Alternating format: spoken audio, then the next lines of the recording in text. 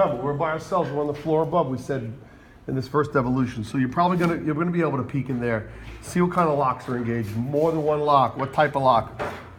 From here, we're gonna stay right in this spot, a little quarter turn counterclockwise. The adze is just gonna drop along and it's gonna be parallel to the jam now. We're gonna come do the same thing underneath it and stand up on it again.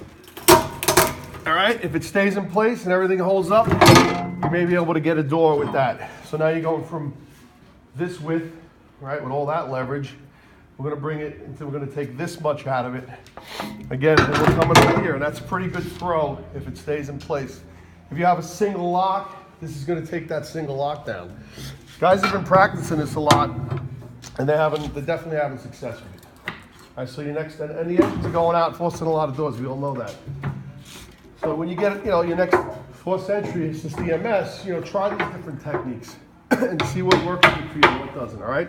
So that was a simple thing. We came in, we had a real simple lock, and we were able to take it down without a lot of difficulty. Now I'm gonna start out. Starting out gapping the door, I always recommend it. Whether you're by yourself or you're with two guys, there's no reason not to gap a door. You may gap a door, and that might be enough to take the door down. Or you may gap a door and see that there's not much going on here. You don't need the can man to hit. So I'm gonna start out the same way, but by myself, I'm gonna gap. As I throw it up this time, maybe I'm already sizing it up and I'm going, there's a lot more meat to that lock than the first one. I'm not gonna be able to do this clearing move. Maybe I'll try it, but I'm not gonna get it. And you're not gonna get it during the drill because I don't want you to get it. Doesn't mean you might not be able to do that, but I want you to do it the other way, right? We already did it the other way. So you work hard to get that, you reach into your helmet, you take a shock out. Anytime you work hard to get something that you worked for, you don't want to give it back. If I let this tool come out in the real world, this door's going to probably go right back to where I started. They flex back. This is one big piece of steel. It just kind of it might hold its gap a little bit, but the doors in the real world, you guys know this. You ever forced in the door with a guy and the tool falls out? It's right back to square one. And it's frustrating as hell because you worked your ass off to get a nice gap. So we don't want you to give it up. We want you to get the gap. We want you to put your chock in there, take the pressure off the tool, and it'll apply it to the chock. Now we're working on a gap, right? We're by ourselves, so this is what we got. We got a chock and a halyard, right? Take the time and give this thing a good shot. Send it in a little bit with the back of the adze. It's gonna open the gap up for us. So now we're gonna take this and we're gonna switch to the fork end of the tool.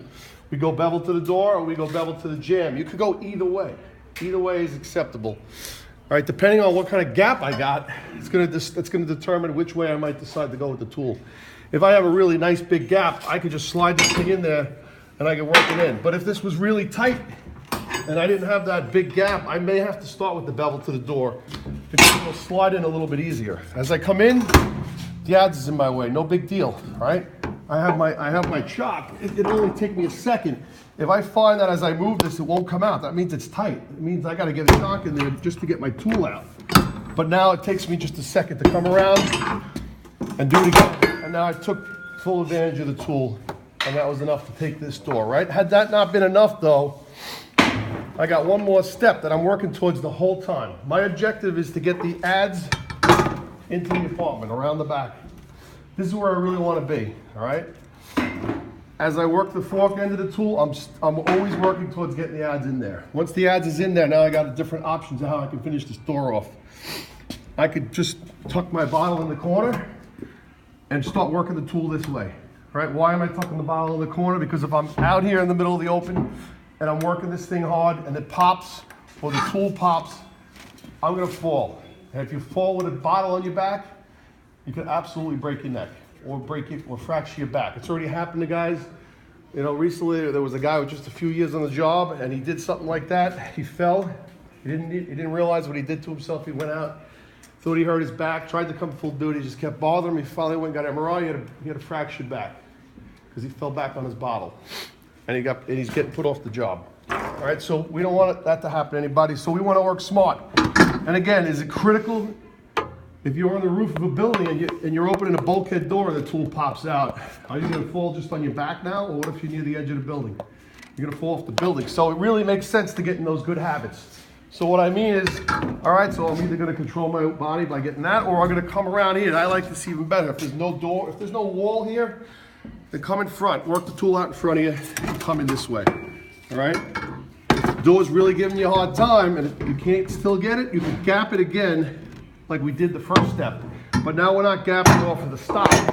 We're gapping off the jamb, right, into the door inside the apartment. That's really going to apply a ton of leverage to what's left of this lock. All right, so those are options. All right, so we're going to set it up. We'll have you start. You're going to go through those 2 steps. One without